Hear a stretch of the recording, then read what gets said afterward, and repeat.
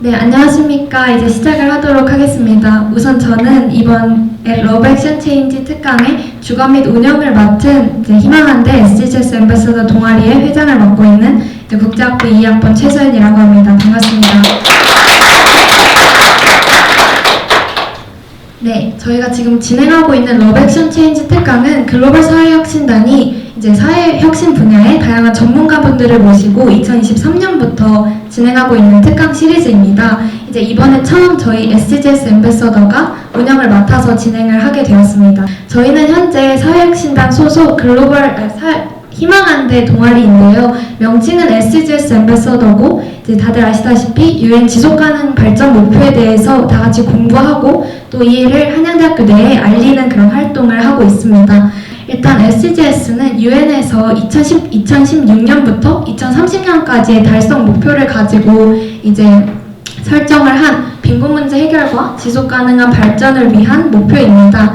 이제 현재 2030년까지 이제 2024년이 저물고 있으니까 5년 정도 남은 상황인데 사실 대부분의 목표들은 달성률이 매우 낮다고 해요. 그래서 저희가 더 뜨거운 논의가 필요하다는 말씀 드리면서 짧게 마무리를 하겠습니다. 여러분께서 모두 아시고 오시다시피 이제 소재향 연사님을 모셨고 전 월드뱅크 국장님이시고 현재는 글로벌 워터 파트너십에서 의장으로 계신 국제개발협력 전문가이십니다. 그러면 연사님을 한번 박수로 맞이해 보도록 하겠습니다.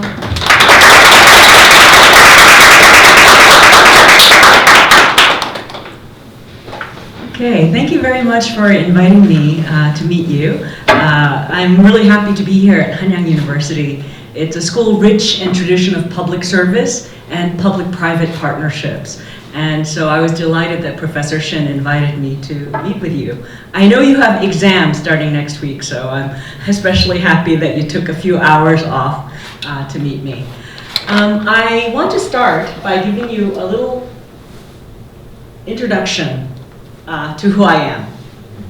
So I was born in 1962, and when I was born, Korea was one of the poorest countries in the world. We received aid from Nigeria, from the Philippines, and from Ethiopia. And so it was really important for Korea to develop. In fact, the GDP of South Korea was lower than the GDP of North Korea. And when the World Bank came to Korea to see what it could do to help this government to build our country, they came back and in their mission report they wrote, this is a country that has been so devastated by war that they have no resources. We don't know what we can do to help this country. And so it was in a very dire strait.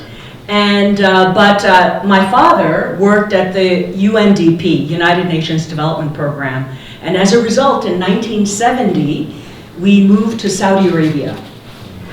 And so I went to an American school in Saudi Arabia and continued to study in the American school system. And so you have here a list of the countries where I have worked in my career. I think it's about 50 countries. At this point now, I'm trying to find where is a country that I have not worked and not visited. And so I think I found one, New Zealand. I think New Zealand is going to be on my bucket list for a country to visit. But the theme of water has been there throughout my life. We mentioned that Saudi Arabia was the first country we moved to in 1970. If you look for any photographs of Saudi Arabia and Riyadh in 1970, you will see this. This is a photograph of a water tower. In Saudi Arabia is a country of desert where they have to get 60% of their water through desalination of ocean water. And so for them, water is absolutely precious. SDG 6 is their life, because if they can't have it, then they won't be able to survive. But the way that I joined the World Bank was kind of through a curvy, circular route. I mentioned to you that I went to school in the US, and when I was studying in university, I had my dream that I wanted to work at the World Bank. And this is because my father worked at the United Nations, so I could see, following him around, that, wow, what a noble profession to help poor countries develop. So I knew I wanted to do something like that. So whenever I met anybody who worked at the UN or at the World Bank, I would ask, how did you get that job? What should I do to get that job? And every single time the answer came back, you have to have a PhD. Otherwise you can't get a job at the World Bank. Well, I am not a straight A student. In fact, I like to spend most of my university life in the newspaper, in the university newspaper. I was the photo editor. And so I did not think I could get a PhD. And so the only thing that I think I could study was MBA, because MBA was much more suited to my personality. I could study, but I was much more of a problem solver, and I'd like to really get my hands dirty with experience. So I started working for a management consulting company in Boston, and helping companies in the US develop and increase their profitability. And so that was really interesting, and I made a lot of money. But in 1992, the world changed. And what happened? In 1992, the USSR broke up, and the Soviet republics turned into the market economies. And all of a sudden, the World Bank needed hundreds of private sector specialists. And what better experience than a management consultant that's been helping private companies do a lot of improvement of profitability. So that was when I joined the World Bank. So I tell you this story because I think it's really important to have your passion about what you want to do, because it's only when you figure out what you want to do that you will spend 24 hours a day doing it. Because if you have to do something because you think if it's somebody else's suggestion for you, then you'll try hard, but it will be more like an obligation or a duty. So finding a passion of what you want to do, it doesn't have to be a subject. It could be about your style. Like, I like to solve problems with, getting my hands dirty. I wasn't the kind of person that used to go to the library. So at Stanford University, we used to have a tour, and one of the libraries, they used to always close at 6 p.m. That means all the students have to leave the library at 6 p.m. And a lot of students were very upset. I was very happy. Ooh, it's 6 o'clock, I don't have to be in the library anymore. So understand your personality and what it would be suitable for in the future is, I think, a very important part of developing your career path. Because at some point, the universe will give you an opportunity. When I was graduating from college, we did not know that USSR would break up, but it happened. So when you see the opportunities, you have to jump on them. I joined the World Bank at that time, and I spent my first couple of years privatizing companies in Russia, in Armenia, in Moldova, and in the Soviet republics. But once I realized that once you privatize private companies, they go into the market economy, there's no more really a role of the government except for regulation. So then I shifted from privatizing regular companies, market companies, manufacturing companies, to privatization of utilities. Utilities like water, electricity, urban transport, and so on. And that's because even if these utilities are privatized, there is still a role for the government. Because utilities cannot go bankrupt. They have to stay operational to support the country, to support the communities. So in Turkey, the mayor of Antalya wanted to privatize the sewerage system because without a clean sewerage system, he would never be able to attract tourists into the city to make it grow.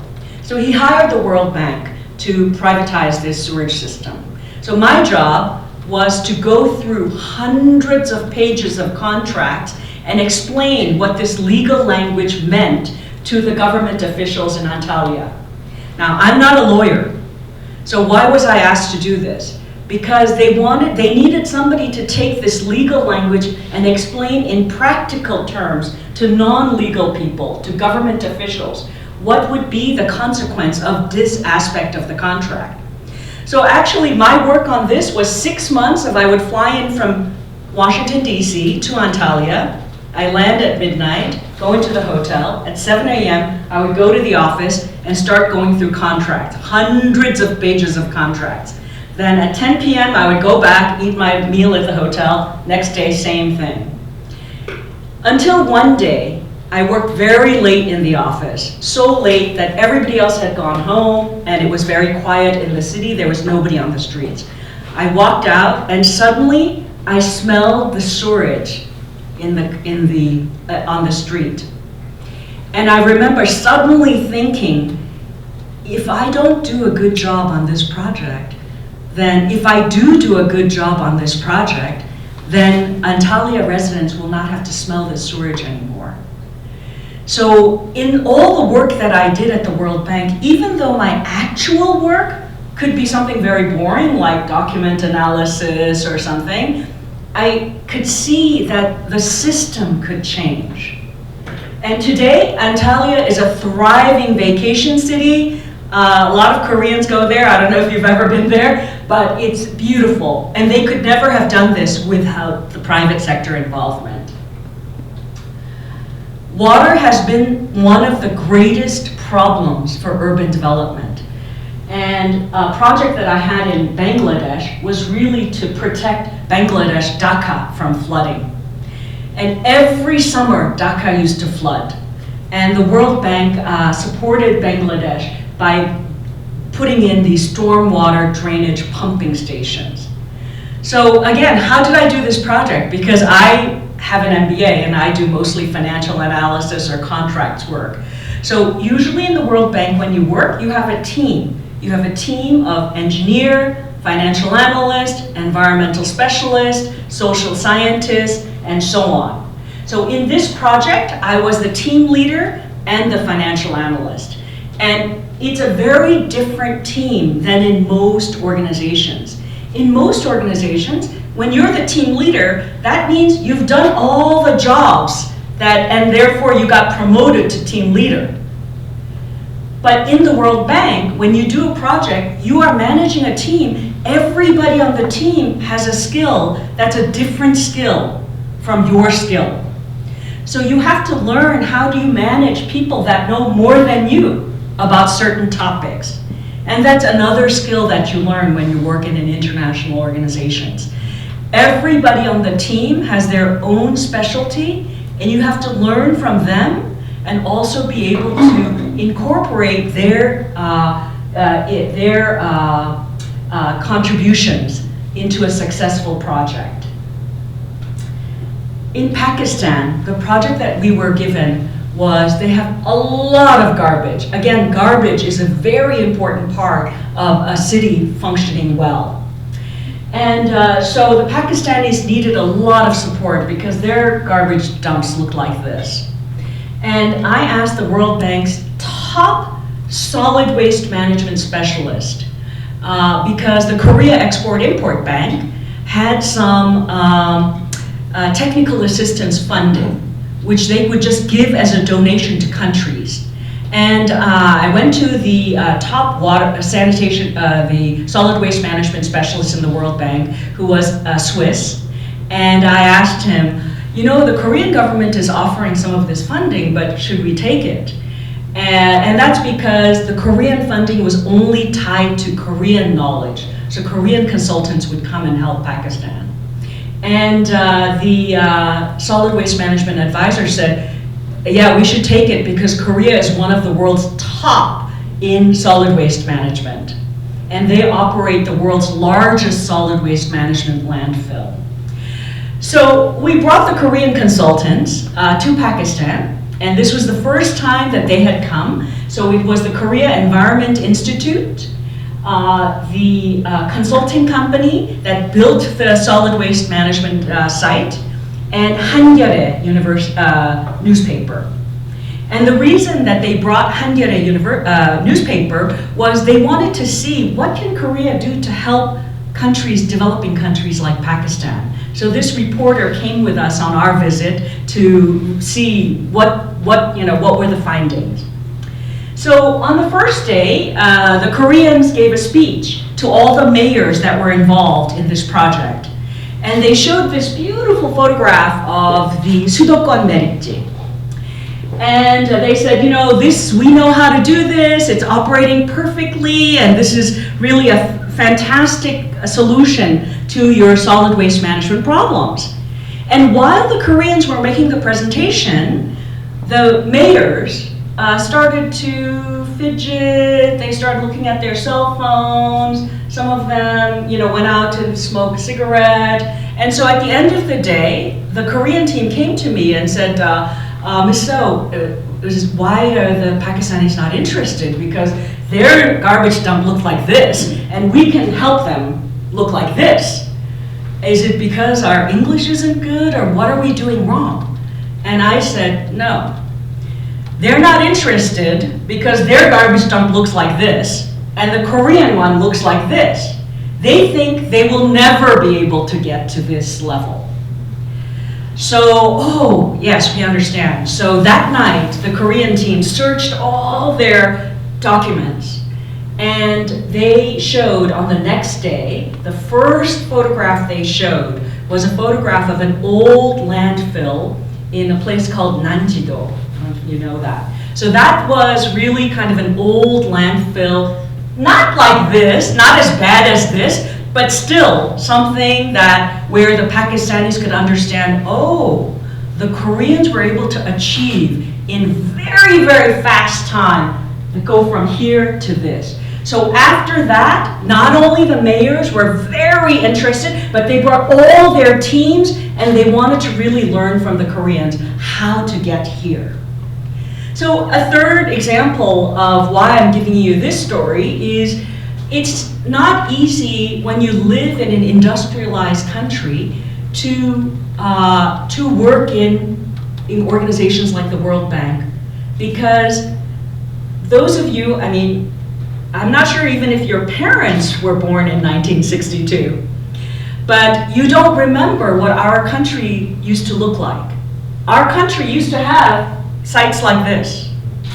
And so if you're interested in working in an organization like the World Bank or the UN, you need to have some perspective of life in a country that is a developing country. After 30 years at the World Bank, I retired 2 years ago, and now I am the technical committee chair of the Global Water Partnership.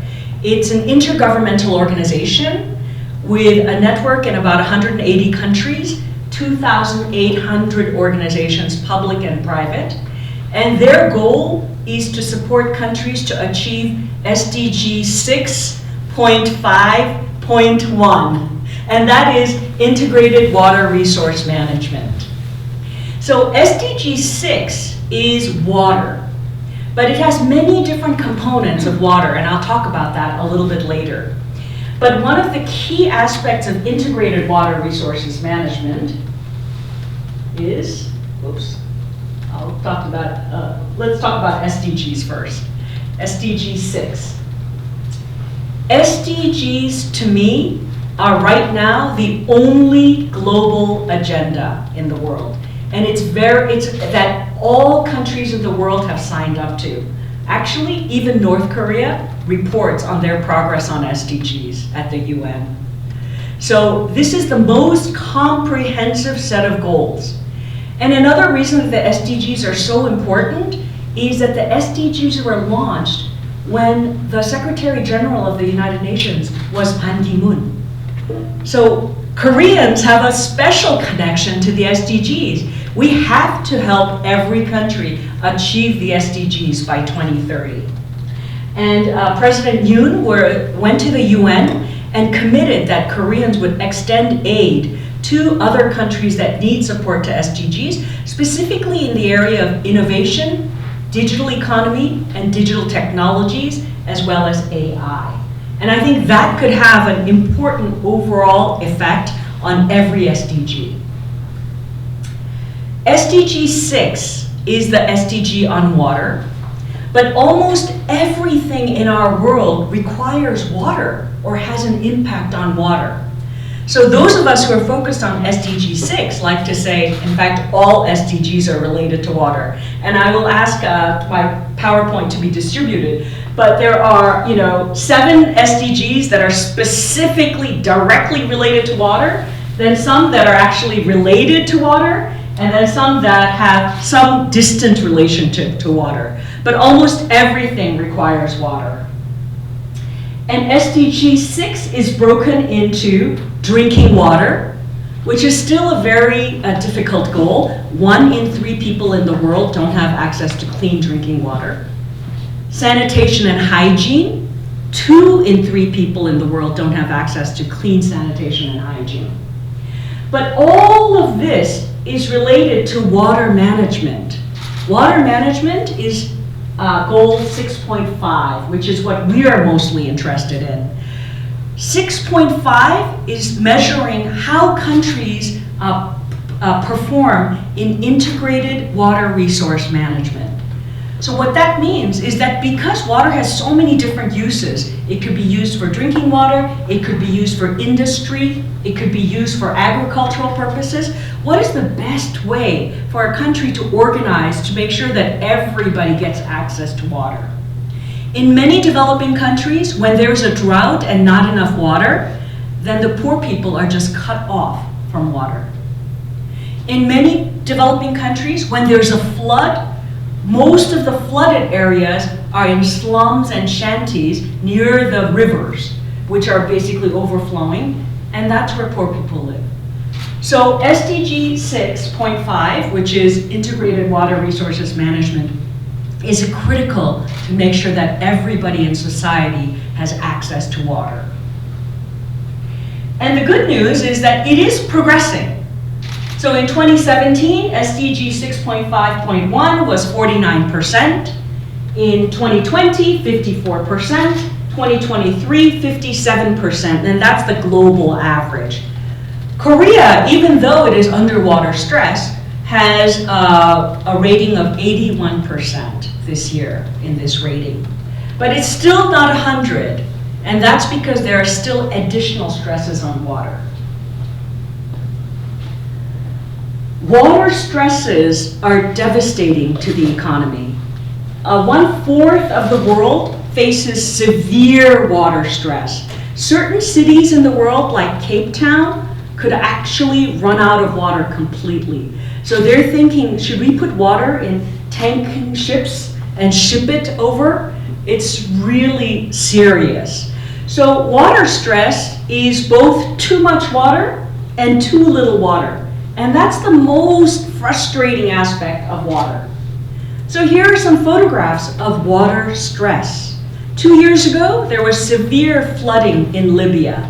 And that's because 2 dams collapsed at the head of this site.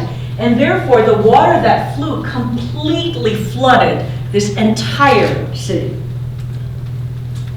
But most of the water is actually drying up. So this is a photograph of a lake in California taken 10 years apart, 2011 and 2022. And you could see how much less water there is in that lake. At the same time, the same areas that have drought also have flooding. So in California, Hurricane Hillary just washed hundreds of houses away. This is actually a river, but you can't see any more water. These are houseboats in the Netherlands, but again, no water. You've seen this photograph. Another river in France with no water. Drought in China. The actual water levels are supposed to be up there. So every country in the world is suffering from too much water or too little water. And what does this mean? In Africa, what drought means is that people are actually losing their livestock, which are their only connection to income for their families.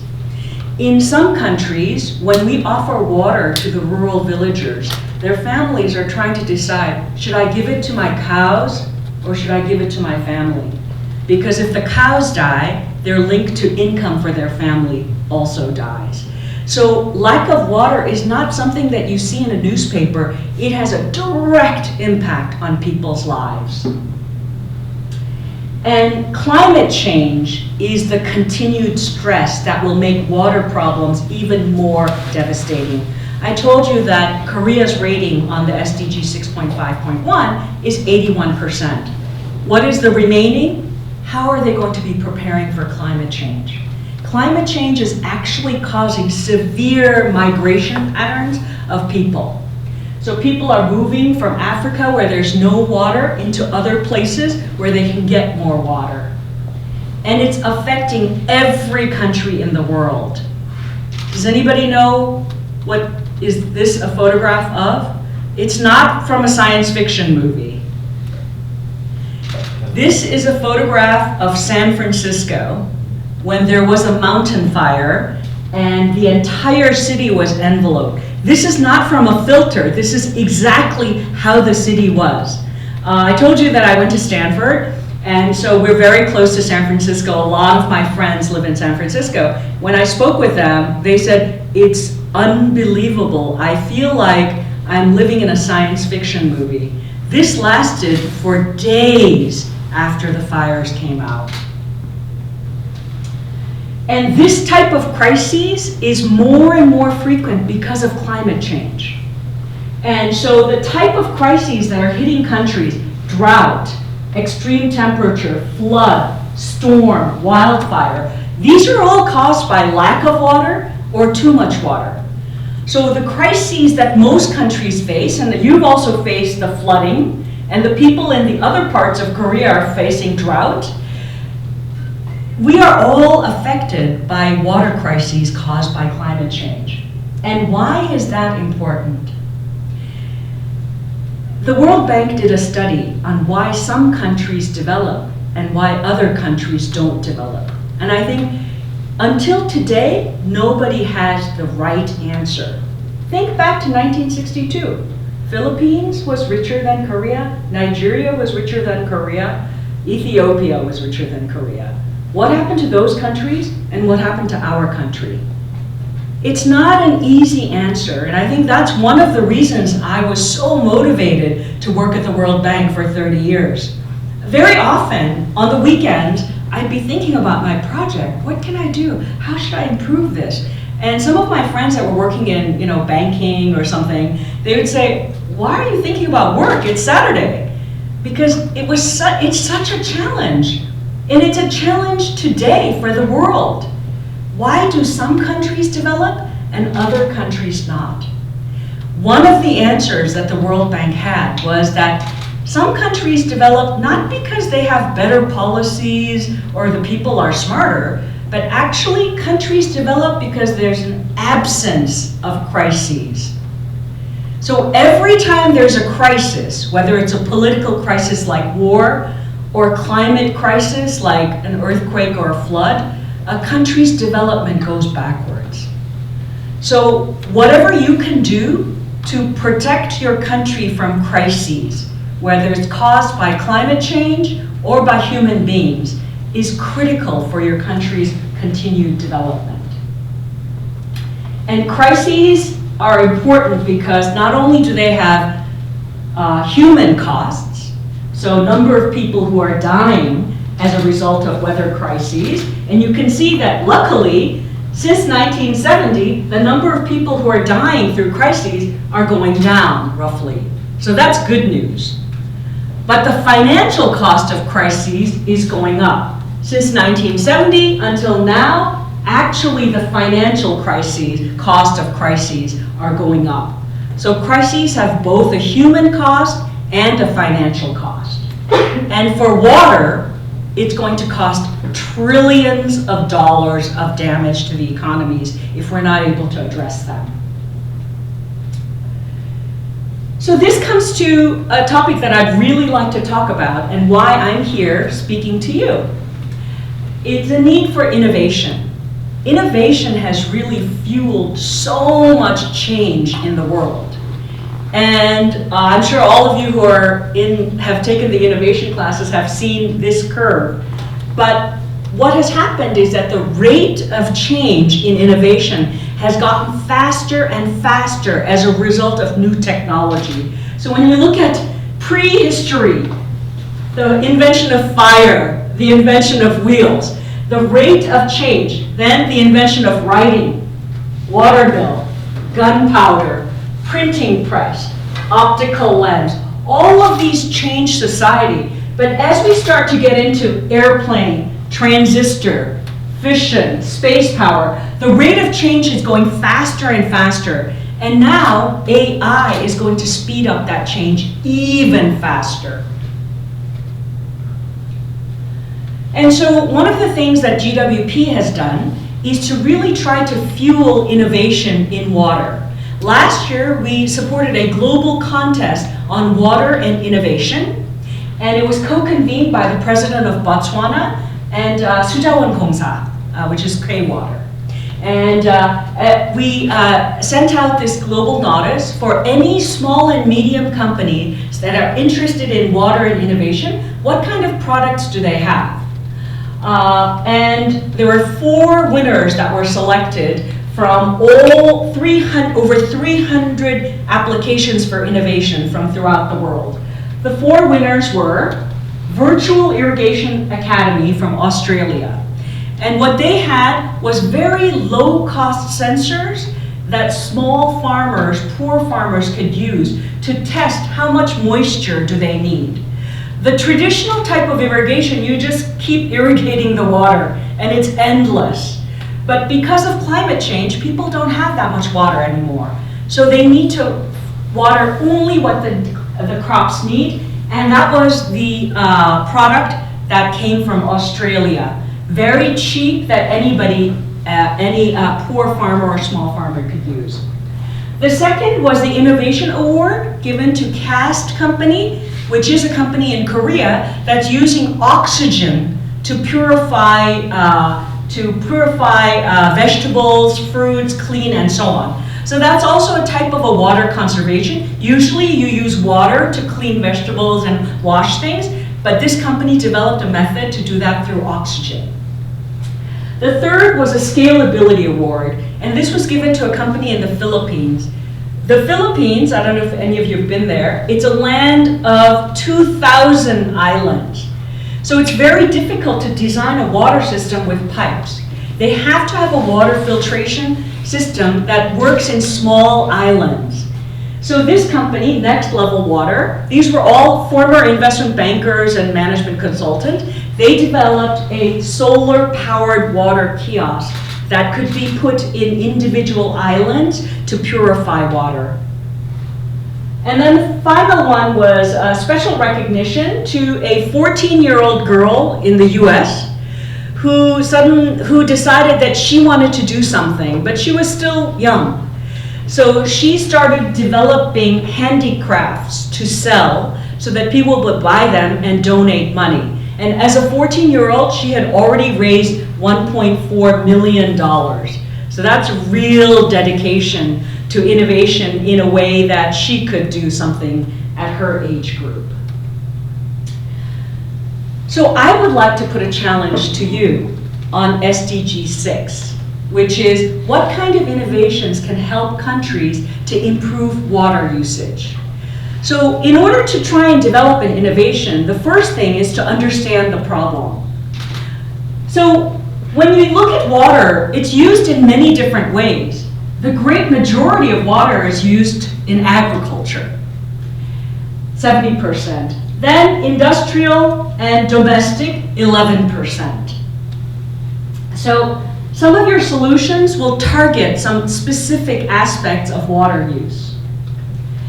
And one of the biggest ways that water is used in agriculture, the issue is that farms are planting food, but much of that food is wasted actually before it actually hits the table. And in developing countries, the food is wasted while it's being transported from the farms to the market. In developed countries, like our country, most of the food is wasted once it hits the household. So households and restaurants are wasting a lot of food. So a lot of innovations have been developed to actually minimize waste. On the one hand, the Korean government has put in, I think over 10 years ago, a food wastage law. And as a result now, when you go to restaurants, they give you very little bit of panchan because they don't want it to be wasted. And I think that's a very good type of a regulation to have from the government side. But on the food wastage from the home side, people have come up with a lot of different innovations. So there's a Korean company that partnered with an Indonesian company to develop a food wastage system from restaurants. So when restaurants have leftover food from the end of the day, then by looking at this app, you could actually match that food to either organizations that need food, or you could actually eat that food. So that kind of app is a way to also minimize food waste. Now more and more apps like that are coming out in the US as well. So usually when you're doing innovation, you do innovation about a problem that you have noticed or a problem that you would like to have solved. In New York recently, there was somebody who launched an app to find clean public bathrooms in New York. And I thought that is just perfect because when you're going around in the city, you're always looking for a clean bathroom. And through this app, you could actually find them. And so this is the kind of thing, to understand the problem is a way that you can actually design innovations. But industry is another very important aspect of water use. Now, I showed you those flooding pictures. In fact, our country used to have floods all the time in the 70s. Seoul used to be completely flooded. But if Korea had not built the dams, both the large dams and the mini dams, to control water supply, many economists think that we would not have been able to develop the semiconductor industry and to achieve global leadership in that industry.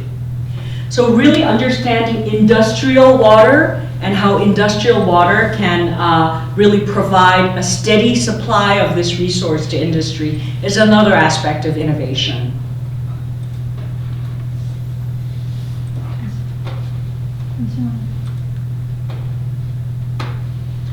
And then household usage. You're all using water in the household. Most of that water is being used, let's say, 24% is a water leak, 20% shower, 19% faucet, washing clothes 17%, toilet. Oh, toilet was a 24%. So we've all seen now the different ways to reduce water flow in showers and in toilets. These are all aspects of innovation that are really helping water security for our society. So there are so many different ways that you could use your own mind to develop innovations that could support water security for the world. 지금 자동 번역이 중지돼서 아, 네. 잠시만요.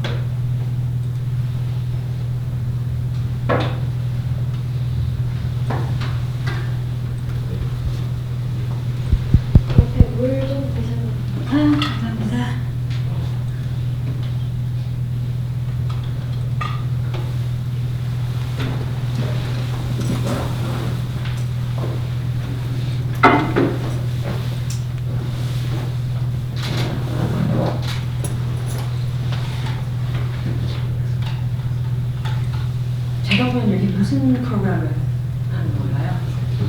구글은 아니죠? 네, 그건 아, 구글이 아니죠? 구글은 아니에요. 아, 네.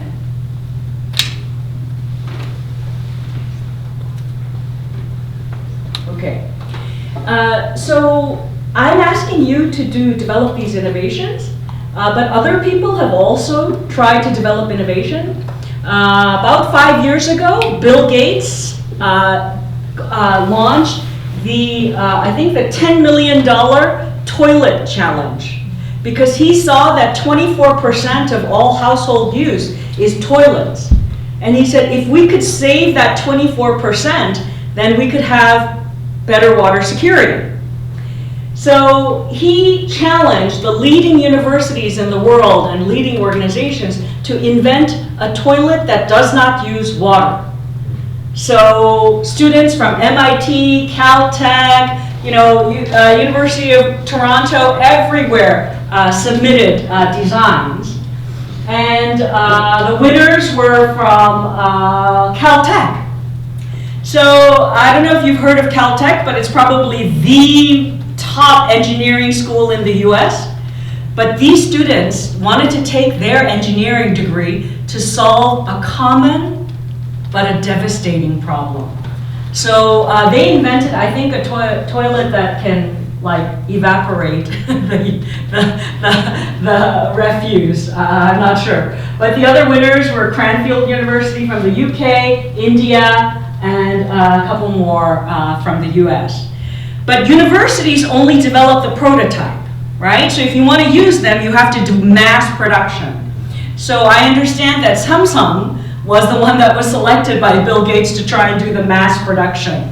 So I think that is happening now. Sanitation is a subject that's really important to me. And that's because whenever people talk about SDG 6, everybody likes to talk about clean water. Clean water is so important. You ask any movie star, they'd love to be a spokesperson for clean water. But if you ask people to talk about sanitation, nobody really wants to be associated with that, because sanitation is something that, you don't really like to talk about. So we really try to understand the science of sanitation behavior. Actually, it doesn't cost a lot of money to have a toilet in your house. But not everybody has a toilet in their house, even in countries that can afford them. So countries like India, there's a huge amount of people where they're just defecating in the open. That creates pollution. The river Ganges is incredibly polluted because of all the sewage and the refuse that's going into the river. So one of the things that we understood from sanitation, why certain countries, people have toilets in their house and certain people they don't, was we did some interviews in Peru through our project, and we started to ask households in Peru, why did you decide to have this toilet in your house? Because in every community, not every house had the toilet. So once we understood why a certain household wanted to have a toilet, we thought maybe we could use that to sell toilets to other houses. So in India, they try to give toilets away for free, and houses didn't want it. So what we understood about sanitation was that it was actually marketing. We asked somebody in one of the households, why did you decide to have a toilet? And she said, yeah, I knew it was good for my health, and I knew it was good for my baby and all that, but the real reason I decided to get a toilet, I found out that you can get one in any color you want. And I painted my house blue, so I wanted to get a blue toilet to match the house. So understanding social needs, but also incorporating a very private sector technique like marketing is so important. And this is what I know that Hanyang University has a tradition of really incorporating public and private techniques. That is so important. So from you should have a toilet, to why do you want to have a toilet? Because you found out you can get one in any color to match your house. Oops.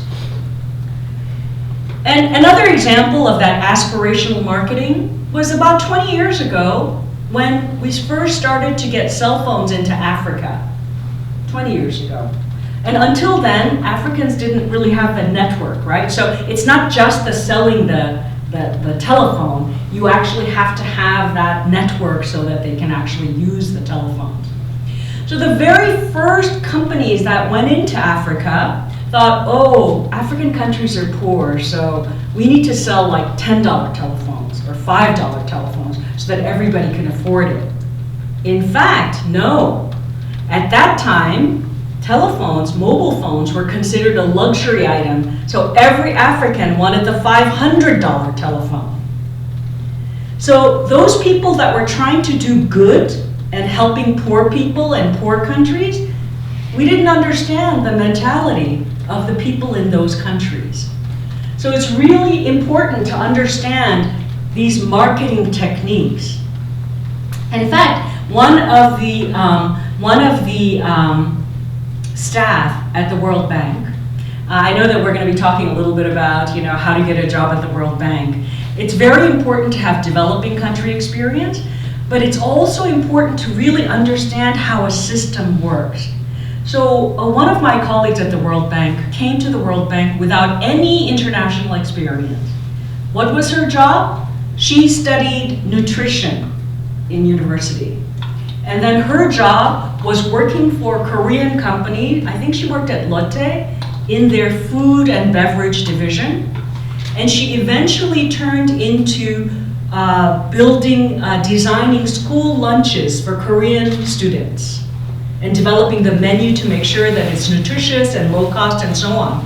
Well, this was a skill or knowledge that the World Bank really wanted to support for developing countries. So based on that practical skill, she was hired by the World Bank, and now she flies all over the world helping countries develop nutrition policies for the children. So really understanding that, what do people in developing countries want?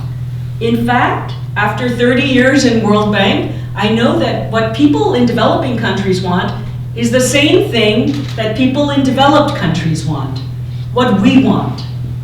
So an international development career is not about, oh, let's help poor people.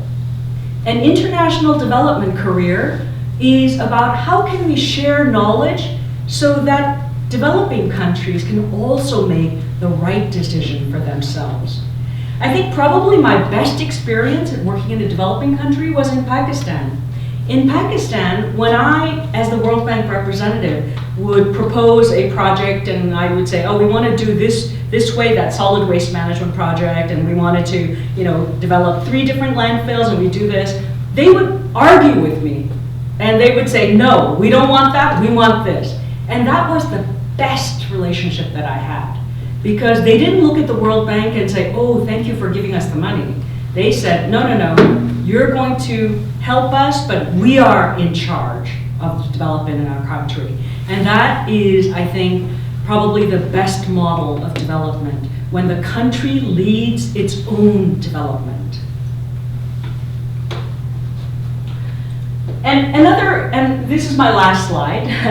The reason that I think SDG 6 is so meaningful, even for Koreans in particular, is that we are one of the world's best performers in water. It's not only because we have 81% in our SDGs, but water has been a critical input to our development.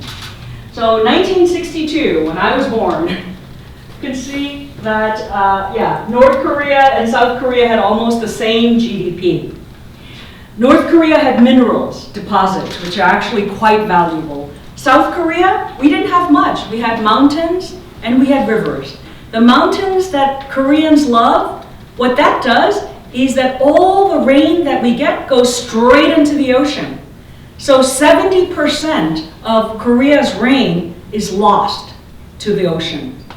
So in the 70s and in the 80s, the Korean government set about trying to build water reservoirs and dams so that they could actually keep that water for use in the countries. So that type of dam development was very, very important to the Korean economy. And that also allowed the government to provide very pure industrial water, and that caused companies like Samsung, semiconductor, and other semiconductor industry to develop. And most recently, in 2010, when there was the global financial crisis, there was a little dip in Korea, but not such a big dip. Why? Because one of the crisis response management that Korea did was that we had a massive water project. It was called the Sadegang 사업. Now, I know that within Korea, that is a very controversial project. But from outside Korea, that is considered global best practice. Why is that? Because that really helped drought and flood management in Korea. It's very difficult to do a flood project because the public has a lot of controversy. There's a lot of controversy. So California is suffering a huge problem because even though the people in California have voted $7 billion of public bonds to build water reservoirs, because of environmentalists, California has not been able to build a single one of those water projects. So the fact that Korea actually developed those projects, and I think Cheonggyecheon Stream is a fantastic model. Whenever World Bank staff come to Korea, we show them that Cheonggyecheon Stream because it has solved two things. Not only has it brought the river back into the city, but the real estate prices in that riverfront has gone up tremendously, which contributes to the GDP of this country. So I think there's always a mismatch. When I come to Korea, I always hear a lot of controversy about this project. But personally, I think it was one of the best projects, and it has received global attention as being one of the most impactful projects in water resource management. Korea knows a lot about water, but I hope that you will take it to the next stage by using water, AI, and innovation. Thank you.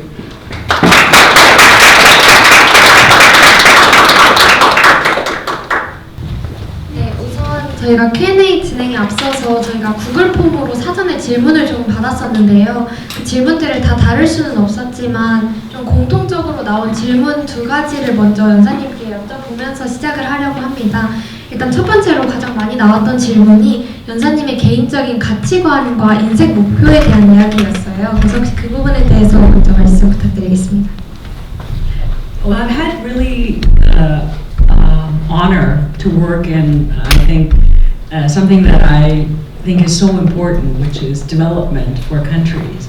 But today in the world, there are so many issues that still need to be solved. And I think issues like gender equality is something that every country needs to make progress on. And I think that's something that no country has achieved the ideal. Issues like public-private partnerships. That is something that every country is struggling to do because the world needs both public and private sector. But how can these two different approaches work? And then finally, I think the biggest issue that's facing all of us is climate change. Whether you agree with the science or not, it is really affecting our daily lives and more importantly, our future. So there's still a lot of work to be done. 네, 그러면 그 다음으로 이제 사실 가장 그 관심이 많으셨다고 느껴진 질문이 국제기구에 대한 질문들이었어요. 그래서 이제 국제기구에 들어가기 위해서는 어떠한 그 자질이 필요한지 또 그리고 그 부분에 대해서 또 조언을 한 말씀 부탁드리고 싶습니다. I think you do have to, so there are several things that I'd like to share with you. First, you have to be interested in the work of international organizations, and I'll speak mostly about the World Bank, Asian Development Bank, and so on, these multilateral development banks. So their main task is to lend money to countries so that countries can use that money to develop. And so having this aspiration for a better world and economic development is very important, because as you compare your career over time with your friends that go into the private sector, they will make a lot more money than you. So you have to have your passion to keep going, to see what you can do to support countries. That's one thing. The second, these MDBs actually need more than passion, is practical skills. But the good thing about these MDBs is that they're not only working on one aspect. World Bank, Asian Development Bank, they work on education, health, infrastructure, private sector. So it could be a practical skill in any of those areas. As I gave you the example of the nutritionist, that's a very unique background, and she did not have any international experience, but it was a very practical knowledge, know-how that countries needed. So the second thing that I would say is very important to have a real practical skill. But the third thing, probably for most of you who are undergraduates, is how do you present yourself to the international organization? So in every case, you will mostly write a cover letter and send a CV for your first application. So most jobs in the World Bank, when they're advertised, they get over 1,000 applicants from all over the world. And the first level of screening for those thousands of applicants is done through AI.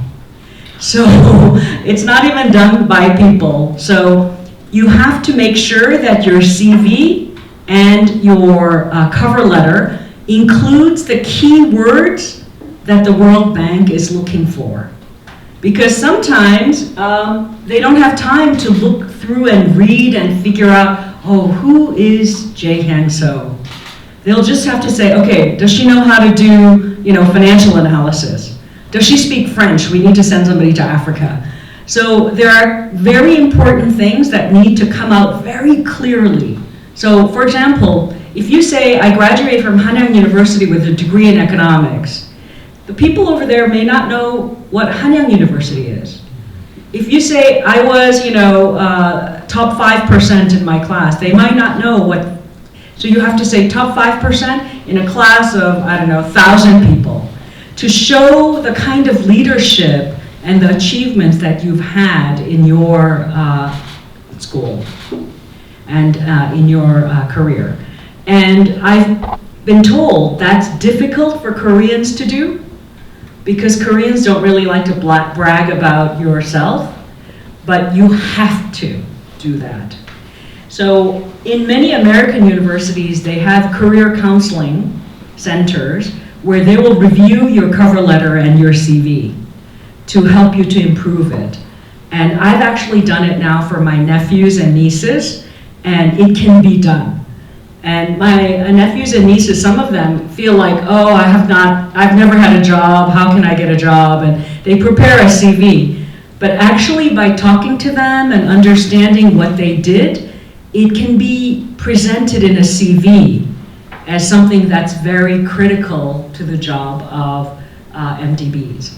So I would say that my third point is to make sure you have a very strong cover letter and a CV. 그러면은 이제 한 명씩 좀 더 여러분의 질문을 받아보고 싶은데요. 혹시 질문이 있으신 분은 손을 들어주시면 제가 마이크를 드리도록 하겠습니다. I want to ask you, not only for as you become an expert in these religious fields, what was your motivation to overcome the obstacles that lies behind you, and also not only for that, but after you become an expert, what's your motivation every day for not being going to work on your field, but being very thrilled and get motivated to work?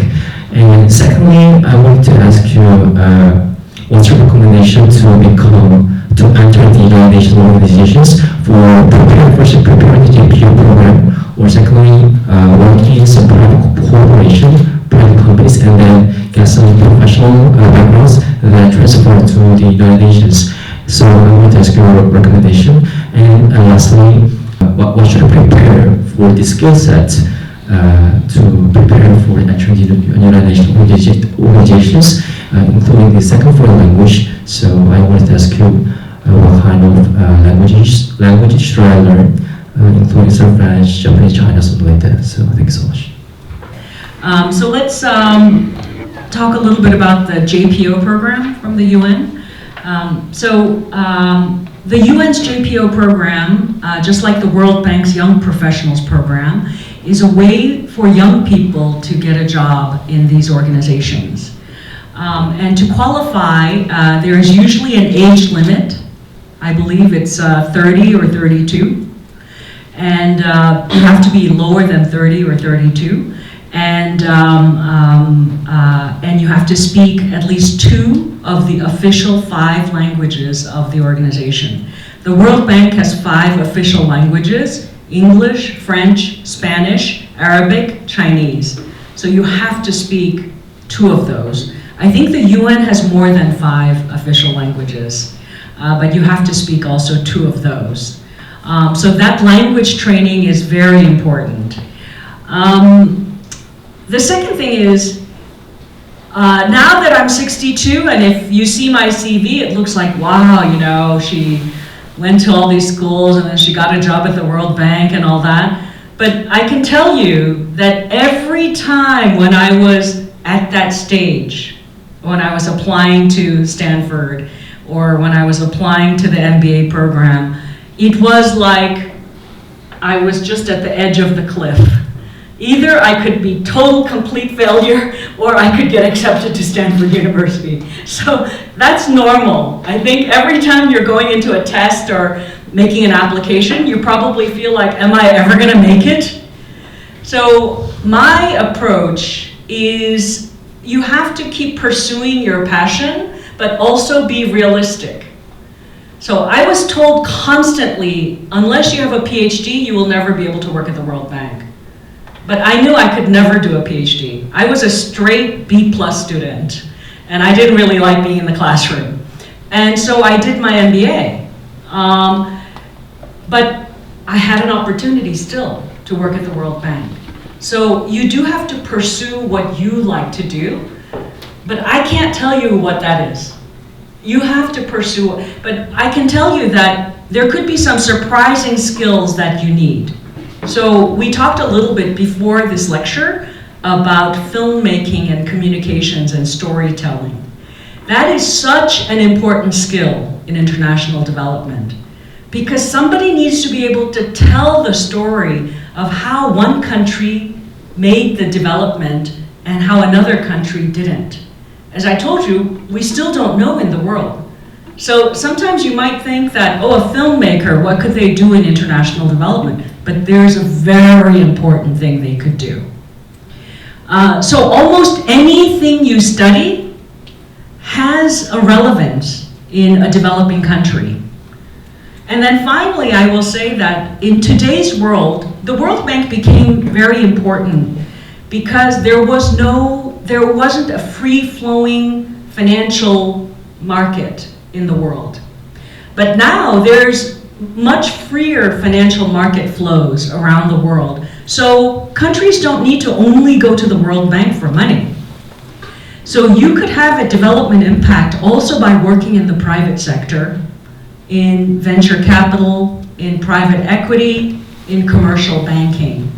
Understanding finance flows is also quite an important skill that could help you in the UN and in the World Bank. If you want to apply to the UN or the World Bank, you can apply more than once. So it's not that you just apply once and you don't get the job, then that's the end. You can apply another time. And one thing that's good to do is if you apply and you don't get the job, then you could write to them and ask, what should I improve to try and get the job the next time? And they will tell you. It's not a secret, they'll tell you what you need. And the second, why I kept getting confused about is the maximum age 30 or 32? The maximum age was 30 until the Korean government went to the World Bank and said, Korean men have to go to the army for their military service. So they will not be able to satisfy the requirements at age 30. So the World Bank raised the age to 32. Now, I don't know if the UN, what the age is, but I do know at the World Bank, they raised it because of the request from the Korean government. I wanted to ask you about how do you think about these growing influences about the nation level international aids, and how will they affect the international structure? And I'd like to ask you also about what's the difference and the competence over those nation level international aids compared to the World Bank's programs. Thank you.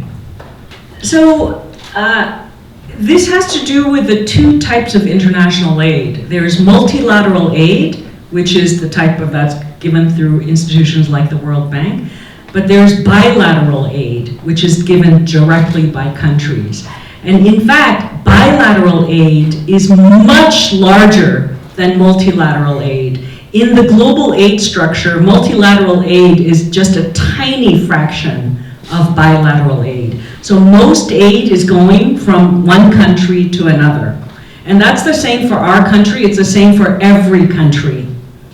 I think an initiative such as the Belt and Road Initiative, which is given by China, it's a huge attempt to change the structure, the political and economic structure of all the trade routes around the world. And this is where I think because as I said, I studied mostly practical things. I studied industrial engineering, finance, those kinds of things in MBA. I didn't really study political science. And so I was discussing with my colleague who is a politician, former politician, and we were looking at the Belt and Road Initiative, and we were saying, oh, this is going to cost this much and this bridge and so on.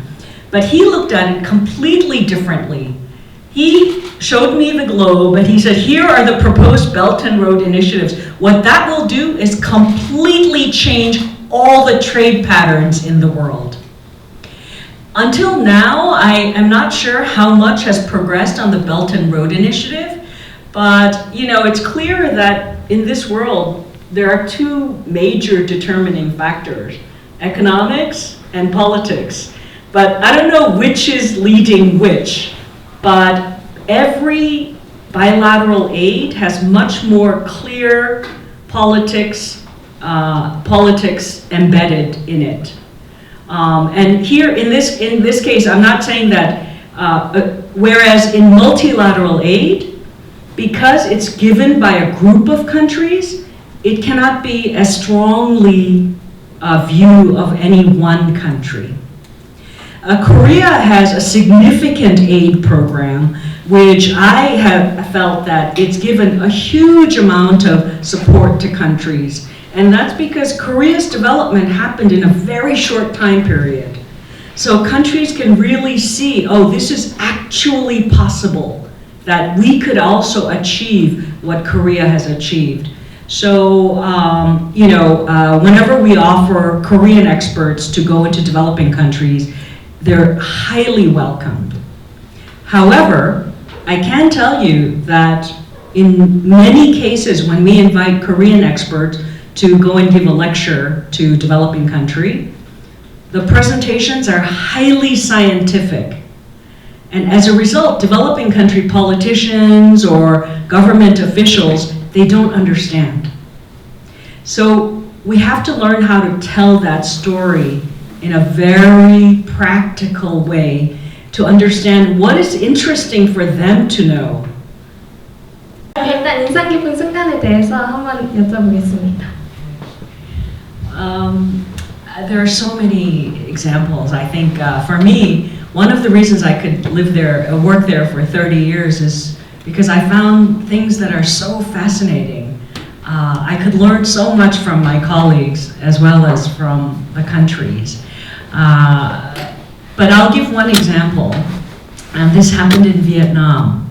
And it was a project that the World Bank did to teach sign language to deaf children, and for deaf children who lived in the rural villages.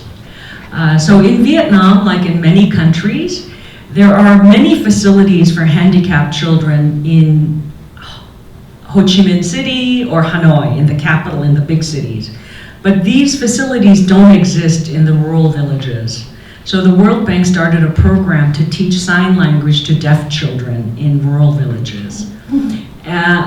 When you are a deaf child, it's a very difficult handicap, because if you're blind, people can immediately see that you're blind.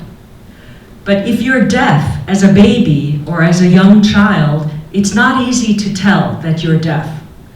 So teachers will speak to you, but you can't hear them, so you don't respond. So they don't think it's deaf. They think it's another development challenge, like a mental handicap.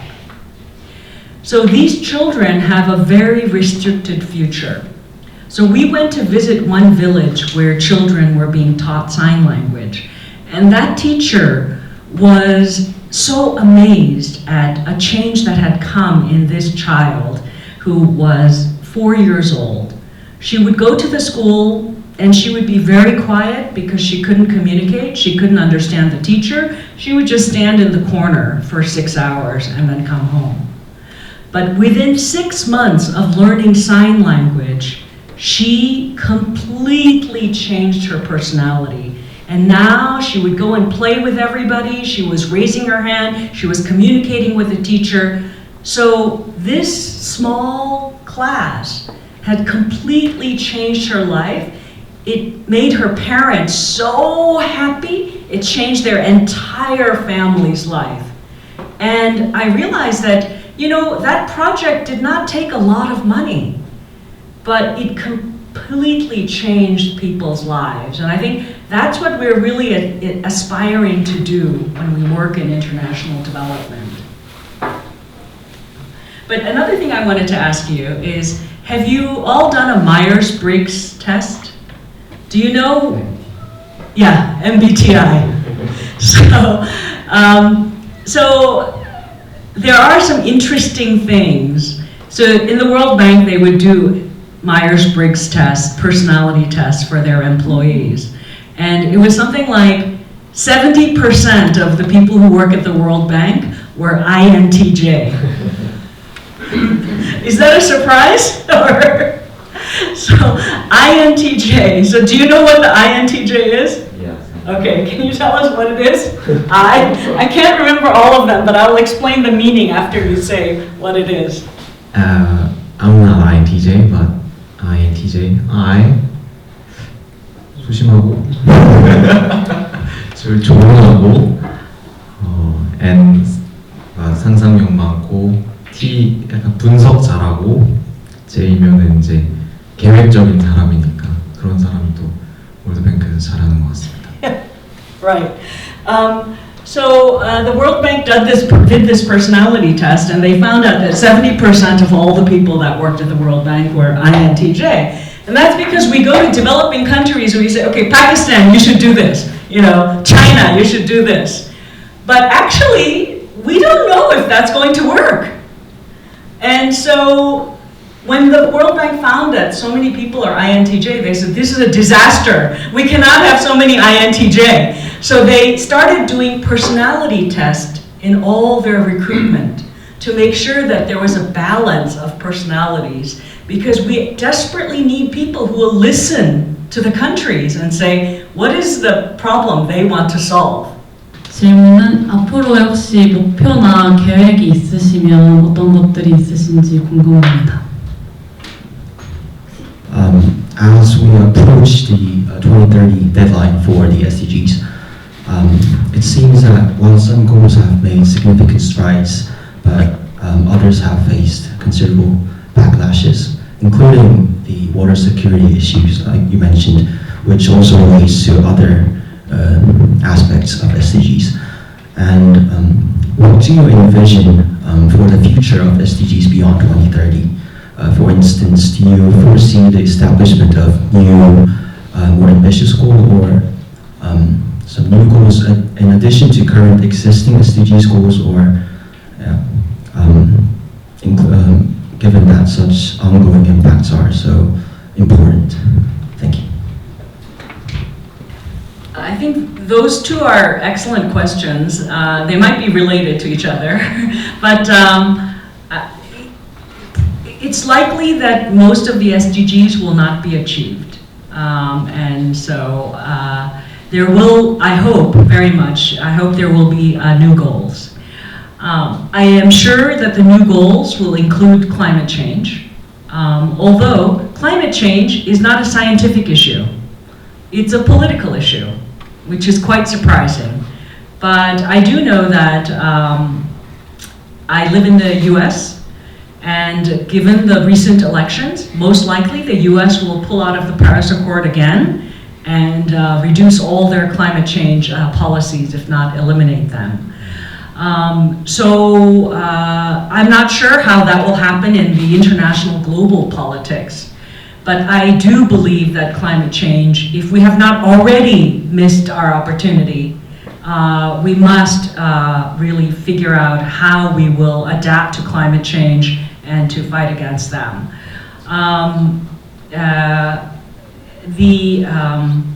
The one, I guess, opportunity of working at an institution like the World Bank was that the MDGs, which were before the SDGs. In the MDGs, there was no water MDG. Water was just included in some of the MDGs. So as 2015 approached, those of us who worked on water in the World Bank and those of us who worked in water in the UN and other organizations, we got together and we said, we have to have our own SDG. So we actually led a huge campaign in the UN to have our own water SDG. And as a result, SDG 6 was created. So I think one of the benefits of working at an organization like the World Bank or the UN is you can actually have an impact on some of the aspects of what's important globally. You know, that's definitely political, but I think that's important. And I think it's important for Korea to be also visible in those discussions. The fact that we have the Green Climate Fund in Korea is a huge opportunity for Koreans. And as you look for employment opportunities, I think you should look at those international organizations that are based in Korea also. Don't only look at New York or Washington, D.C. or Paris. Look also in Songdo, where we have one of the most important climate organizations that is hosted right here in Korea. There's also an organization called GGGI, the Global Green Growth Institute. That's also very important as it relates to climate change. Because one of the reasons that climate change is so moving slowly, where the Korean policy of green growth is moving very fast, is that climate change sounds like something that is happening to you. Like climate change is happening, but it's happening to me, but I can't do anything about it. Whereas green growth, which was actually developed by Korean government, actually sounds like, oh, I'm doing something, I'm growing, and I'm gonna grow green. So countries really found that green growth motto very attractive, and they really wanted to learn. Whereas when the World Bank went to talk to countries about climate change, they're like, yeah, but we're starving to death. What are we supposed to do about climate change? So this is another example where I feel marketing is so important. Marketing an attractive concept for countries to develop. So I can't say what will be the final outcome after the SDGs. I agree with you, not every country will reach every SDG.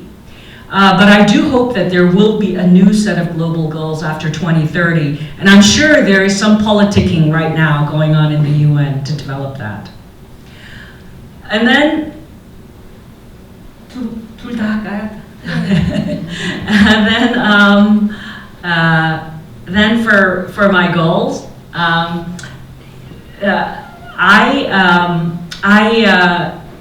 I did not get married, and I don't have children.